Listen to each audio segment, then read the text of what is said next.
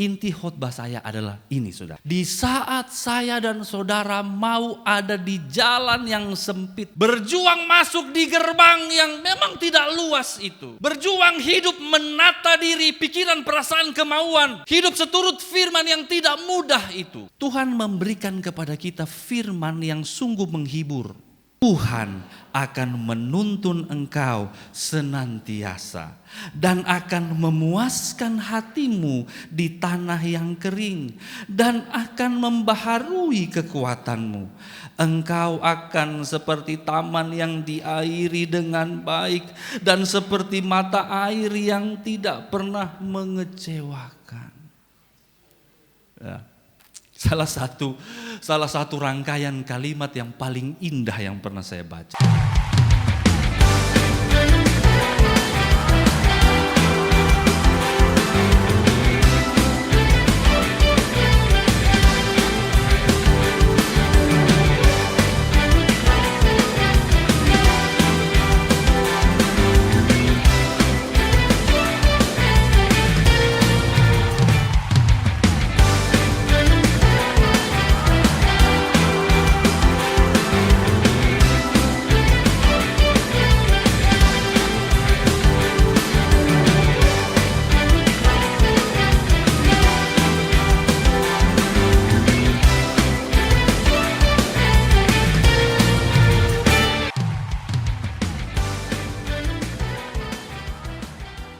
Nikmati anugerah Tuhan, kita ada sebagaimana ada. Diberikan kesempatan oleh Tuhan untuk beribadah, menikmati hadirat Tuhan, dan saat ini mendengarkan firman Tuhan. Semua karena anugerah Tuhan. Haleluya. Bapak Ibu Saudara yang diberkati Tuhan, saya dalam seri khotbah menjadi Kristen yang ahli, mungkin hari ini akan saya akhiri. Ada khotbah saya di hari Selasa yang kemudian ketika saya mempersiapkan untuk hari ini masih terngiang dan masih membekas di hati saya, dan saya akan bagikan kembali pada saat ini.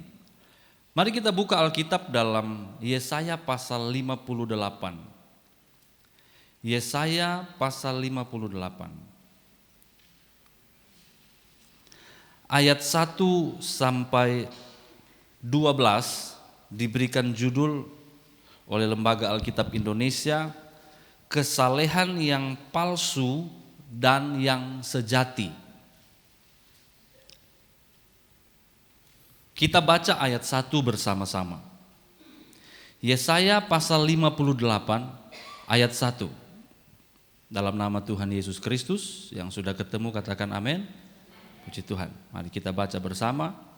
1, 2, 3. Serukanlah kuat-kuat, janganlah tahan-tahan. Nyaringkanlah suaramu bagaikan sangkakala. Beritahukanlah kepada umatku pelanggaran mereka, dan kepada kaum keturunan Yakub dosa mereka. Ada yang pas baca ini, beta susah lah datang ini hari ini. Khotbah keras lah. Baru ayatnya kan ayat keras. Tidak, isi khotbahnya tidak keras. Cuman memang harus dimulai dengan ini dulu. Yesaya diberikan tanggung jawab oleh Allah untuk memberitahukan kepada umat Tuhan supaya bertobat. Bertobat dari apa? Apakah dong sondepi ibadah? Apakah dong melakukan kejahatan 1, 2, 3? Ternyata ketika kita baca selanjutnya, dosa yang ditegur oleh Allah melalui Nabi Yesaya adalah dosa kesalehan tapi palsu. Orang-orang ini masih pergi ibadah, masih menunjukkan gaya hidup sebagai orang saleh, masih. Tapi palsu. Palsunya apa? Bisa dibaca mendetil di rumah seterusnya. Tapi misalnya ayat 3, ada orang yang berdoa protes kepada Tuhan bilang begini, mengapa kami berpuasa engkau tidak memperhatikan? Kami merendahkan diri, engkau tidak mengindahkan. Berarti memang ini orang ada puasa, bukan sonde. Puasa itu saudara kalau zaman sekarang adalah ukuran kesalehan yang luar biasa. Dia puasa, Sampai di sini hari Jumat masih puasa. Jujur. Harus saudara. Haleluya. Tapi sekarang jadi pemandangan langka. Dia puasa, Sadikile masuk sekolah Alkitab tuh. Dia puasa terus. Tapi Tuhan tidak dengar. Kenapa? Ayat 3 bilang seterusnya, pada hari puasa kamu masih tetap egois. Ayat 4, kamu berpuasa tapi masih berbantah, masih berkelahi, masih memukul dengan tinju. Beta berhenti tinju ini berarti. Dengan caramu berpuasa seperti sekarang ini, ayat 4 bilang, suaramu tidak akan didengar. Saya tidak mau terlalu fokus dengan teks. Saya mau bawa kita kepada kejujuran. Apakah pengiringan kita kepada Tuhan sebagai orang Kristen sudah benar, sudah sejati atau belum? Kalau kita baca ayat-ayat ini dari ayat 3 dan seterusnya saudara-saudara, penurutan orang Israel, orang Yehuda kepada Tuhan waktu itu egois. Mementingkan diri sendiri. Hanya untuk menyenangkan diri sendiri. Berpusat kepada aku. Berapa banyak kita ketika kita berdoa, yang tema utama dalam doa kita adalah aku. Ya Tuhan, aku Tuhan. Tolong lihat beta Tuhan, beta terus. Secara kasat mata kesalehan seperti ini mungkin tidak salah. Tapi di pemandangan Tuhan, ini bukan yang sejati, ini palsu. Maka saya menyusun sebuah rentetan khotbah, seri khotbah bagaimana menjadi Kristen yang ahli. Dalam bahasa ayat-ayat ini, Kristen yang sejati. Yang memang hidup menjadi Kristen sepenuh-penuhnya Kristen. Lalu menjadi Kristen yang sepenuh-penuhnya Kristen ini memakan waktu, memakan proses, dan seringkali kita dapati tidak mudah. Karena kita harus berperang dengan kedagingan, dengan kenyataan hidup, dengan situasi. Sehingga tidak jarang dalam proses menjadi Kristen yang sejati, orang Kristen banyak yang mundur. Sudahlah, ketemu sungguh-sungguh ke mana? Lihat saya itu orang sudah dikenal Tuhan sedang jaya. Kok itu orang kadang ibadah, kadang sonde juga tetap diberkati. Kok beta ini terus berjuang begini-begini sah. Nah, itu kan jadi problem. Pilihan ada di tangan saudara dan saya. Apakah kita mau berjuang atau kita mau menyerah di tengah dunia yang penuh dengan kepalsuan. Tapi ini baru pembukaan. Inti khotbah saya adalah ini saudara. Di saat saya dan saudara mau ada di jalan yang sempit itu. Berjuang masuk di gerbang yang memang tidak luas itu. Berjuang hidup menata diri, pikiran, perasaan, kemauan. Hidup seturut firman yang tidak mudah itu. Tuhan memberikan kepada kita firman yang sungguh menghibur. Di ayat 11 mulai. Mari kita buka saudara-saudara. Yesaya pasal 58 ayat 11. Setelah orang-orang mau bertobat, mau berjuang mencari Tuhan sungguh-sungguh, berjuang untuk kesalehan yang sejati bukan yang palsu, maka Tuhan memberikan janjinya dan janji ini harus kita nikmati, harus kita alami. Yang siap mengalami janji Tuhan katakan amin. Ayat 11 kita baca bersama-sama. 1, 2, 3. Tuhan akan menuntun engkau senantiasa dan akan memuaskan hatimu di tanah yang kering dan akan membaharui kekuatanmu. Engkau akan seperti taman yang diairi dengan baik dan seperti mata air yang tidak pernah mengecewakan. Ya. Salah satu rangkaian kalimat yang paling indah yang pernah saya baca, saudara. Ternyata dalam pergumulan hidup yang katakanlah tidak mudah itu, saya dan saudara tidak pernah jalan sendiri. Bahkan dalam kesendirian yang kita rasakan. Mungkin ada ibu-ibu yang bilang, bepu suami ini son mengerti beta. Bisu kode-kode ini dia son mengerti.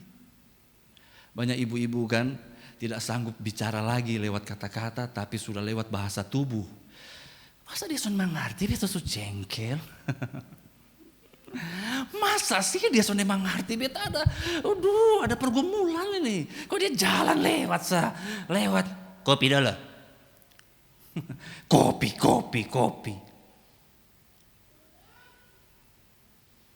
Mungkin ada ibu-ibu yang berkata dalam hati, kayaknya beta bergumul sendiri. Bukan cuma ibu-ibu, bapak-bapak juga. Ibu-ibu susah omong, apalagi bapak. Bapak merangkai kata waktu pacaran, indah-indah. Puisi dari ujung ke ujung. Tapi begitu nikah, begitu kena tekanan hidup, begitu uang bayar sekolah, siap di depan, begitu kredit motor, harus besok. Omong sekata justru setengah mati. Mungkin ada di antara kita yang merasa sendiri. Tapi waktu kita mau mengambil sikap, hidupku ini Kristen dan Kristen yang harus ahli, harus sejati. Di momen itu, langkah-langkah kita tidak pernah sendiri. Tuhan berkata, akan menuntun engkau senantiasa. Haleluya. Tuntun, ini kata tuntun ini saudara. Tuntun ini bukan berarti bukan cuma bawa. Pernah punya anak atau bergaul dengan anak kecil umur 1 lebih yang masih jalan kayak penguin. Tuntun itu memang jaga kiri deh, kanan deh, itu segitunya. Selama dalam tuntunan Tuhan, yakin dan percaya engkau tidak jatuh. Kalaupun jatuh, tidak akan tergeletak. Karena tuntunan Tuhan dekat, tangannya menopang. Terus. Alami ini saudara. Alami ini. Dan yang berikut yang lebih penting dalam tuntunan Tuhan, kita tidak akan pernah sesat. Satu kali kami pergi di Ramayana. Papi mami di mobil yang lain, anak-anak saya itu di situ. Saya dari mobil kami, turunlah mereka. Saya sudah bilang dari rumah, kalau jalan itu dengan opa. Tapi tahu tuh ini anak, kaki ada mata sendiri, nah jadi. Begitu turun, opanya ke kiri, beta ada lihat dari belakang. Opanya ke kiri, Nicole, oma ke kiri, Kalpi kanan sendiri. Ketemu duduk begini, tapi beta tetap lihat begini. Dia mulai bingung di depan Ramayana, bingung, cari, bingung. Bekas biar, terus halo. Biasa tuh, seperti orang Kristen yang tidak mau dituntun Tuhan, bikin diri kuat, tapi jalan sendiri sana. Kalau mulai pergi, akhirnya dia mengambil keputusan. Dia pergi, di itu ada nona-nona duduk 3 orang, baru dia pergi. Baru dia garuk kepala, baru dia tanya, dia bilang, beta penasaran dia ada tanya apa. Sementara tanya akhirnya dia menangis. Beta dari jauh dia bilang, woi, dia lihat, oh papa, dia datang, dia tanya, lu ada tanya apa? Dia omong begini, beta tanya, ada lihat bepu opa kok? Beta bilang, dia lusa dia sonde kenal, lu pu opa lah. Karena dia so menangis, waktu mau masuk di tempat kami duduk, saya bilang, jangan bilang siapa-siapa ya, nanti dapat bully lu dan oma opa. Nanti saya bilang di khotbah, masuk.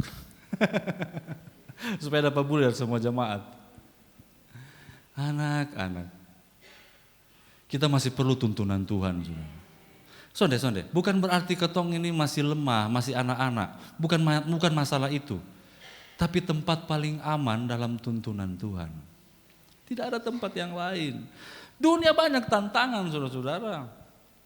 Dan tantangan, saya pernah omong ini, saya pernah khotbah ini. Tantangan dunia itu kompatibel atau cocok dengan ketumpung kelemahan. Itu bikin jengkelnya dunia itu. Kok bisa-bisanya dia bikin tantangan yang memang pas betul dengan ketumpung kelemahan. Akhirnya begitu jatuh, begitu salah, begitu sesat, begitu berdosa. Nah, karena kelemahan masih manusia. Nah, itu kan memang cocok. Makanya tetap dalam tuntunan Tuhan. Haleluya, haleluya. Yang mau dituntun Tuhan lambaikan tangan. Puji Tuhan semua. Beri tepuk tangan buat Tuhan Yesus. Tuhan tuntun kami, Tuhan gendong kami, Tuhan peluk kami. Tuhan jaga kami Tuhan. Orang-orang yang mau hidup sesuai kehendak-Mu, Tuhan jaga.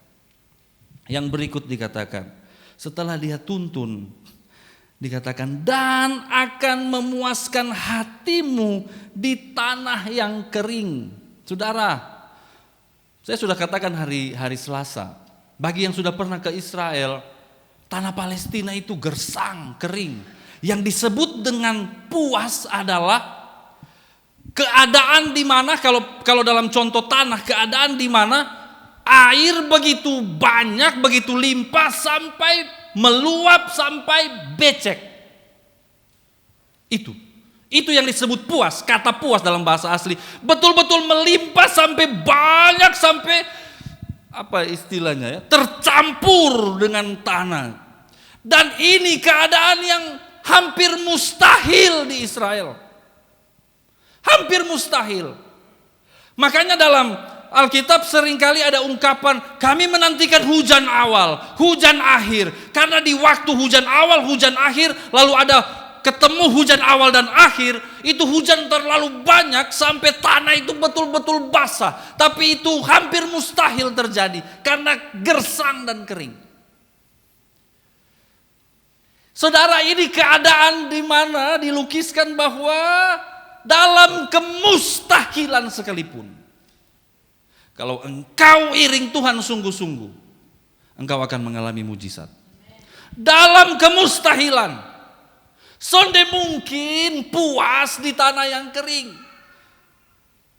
Tapi kuasa Tuhan melampaui segala sesuatu. Melampaui segala prinsip, melampaui segala logika. Kehidupan kita harus menjadi contoh, saudara-saudara.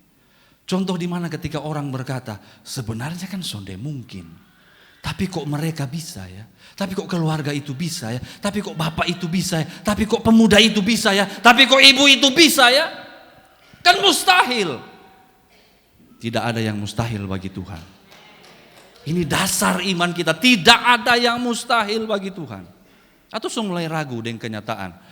Kering begini nih. Ini yang berat. Kering nih, setengah mati. Mulai ragu. Coba lihat kiri kanan. Lihat, suragu kok.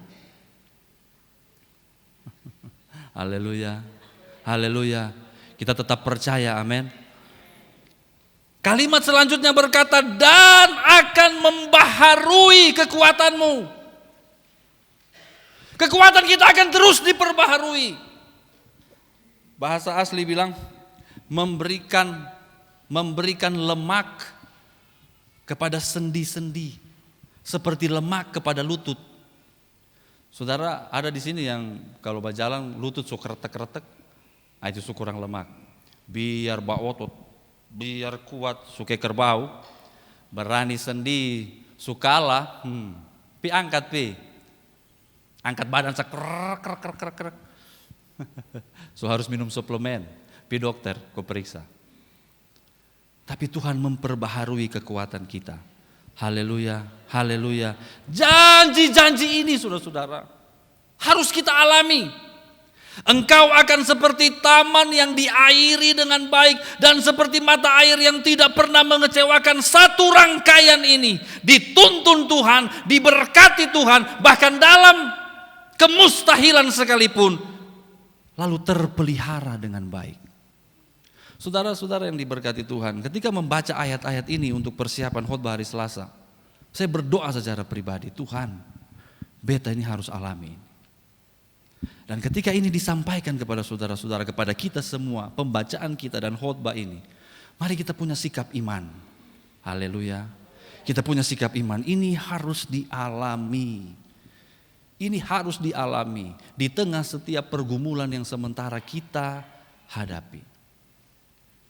Terakhir saudara, lalu apakah waktu kita memutuskan untuk ikut Tuhan sungguh-sungguh, lalu diberkati dengan berkat-berkat di ayat 11, janji-janji Tuhan yang luar biasa, lalu berhenti sampai di situ? Ternyata tidak. Ayat 12 mengajukan satu hal lagi. Ayat 12 mengajukan tambahan satu hal lagi. Ayat 11 itu mempertahankan keadaan yang bahagia, yang damai, yang sukacita, yang penuh berkat. Tapi ayat 12 mengajak orang-orang yang sudah diberkati tadi untuk berkarya lebih. Ayat 12, mari kita baca sama-sama. Yesaya 58 ayat 12. Siap saudara? Kita baca sama-sama. 1, 2, 3. Engkau akan membangun reruntuhan yang sudah berabad-abad dan akan memperbaiki dasar yang diletakkan oleh banyak keturunan. Engkau akan disebutkan yang memperbaiki tembok yang tembus, yang membetulkan jalan supaya tempat itu dapat dihuni. Sabar dong, sabar. Sapa kita, sapa beta. Beta begini orang biasa. Bersyukur bisa bertahan hidup, bersyukur bisa menjalani hari demi hari. Apa ini? Memperbaiki reruntuhan berabad-abad. Saudara-saudara yang dikasihi Tuhan, mungkin di sekitar kita ada situasi-situasi deadlock. Ada situasi-situasi yang memang sudah tidak bisa diperbaiki atau menjadi baik dengan sendirinya. Mungkin. Kalau saya ambil contoh misalnya, ada hubungan-hubungan yang sudah kering dan dingin. Ada kemiskinan yang sudah sangat mengakar. Ada penderitaan yang ini sudah terlalu lama. Ada sakit penyakit yang sudah sekian tahun. Ada permusuhan yang sudahlah ini bisa diperbaiki om. Mau Bapak Gembala kok, mau lapis 2 kok, mau sapa kok datang bisa le. Ini begini nih. Dengan berkat Tuhan, dengan sikap yang kita ambil, tidak ada yang mustahil. Engkau bisa membangun kembali reruntuhan yang berabad-abad. Minggu lalu saya diberkati dengan khotbah dari Kak Donald. Sangat diberkati. Ketika Saul sudah menyerah, diserang oleh orang Filistin, orang Israel sudah mau bikin apa?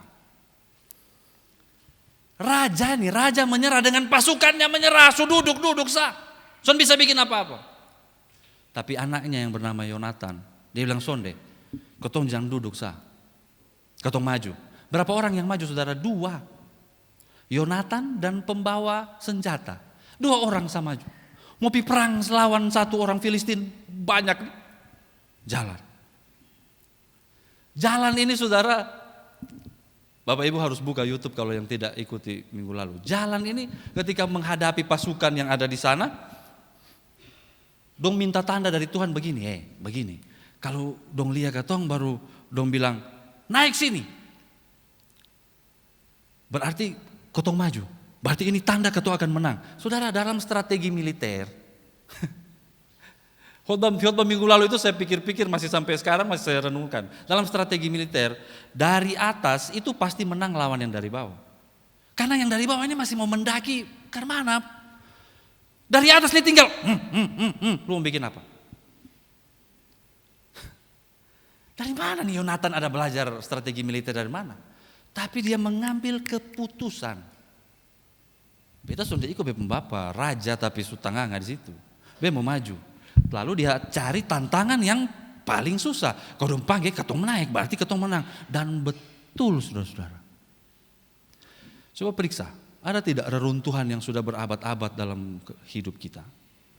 Pribadi, ini dosa yang keras nih, susun bisa cabut hanya khotbah 1000 kali justru dia bisa. Coba. Hubungan yang dong bilang son bisa, son mungkin. Apalagi? Pikirkan. Bersama Tuhan, hidup Kristen yang sejati, engkau akan bisa membangun kembali reruntuhan itu. Engkau akan bisa bangkit dari dalam tanda kutip nasibmu yang buruk, penderitaanmu yang buruk. Dan engkau akan memperbaiki dasar yang diletakkan oleh banyak keturunan. Engkau akan disebut, itu yang memperbaiki, itu yang membetulkan jalan. Siapa? Saya dan saudara. Bukan kuat dan gagah kita, tapi karena Tuhan beserta dengan kita. Haleluya, haleluya. Saya berdoa kita mengalami ini, menjadi Kristen yang ahli, memiliki kesalehan yang sejati, lalu menerima berkat ayat 11, lalu Tuhan pakai berkarya seperti ayat 12.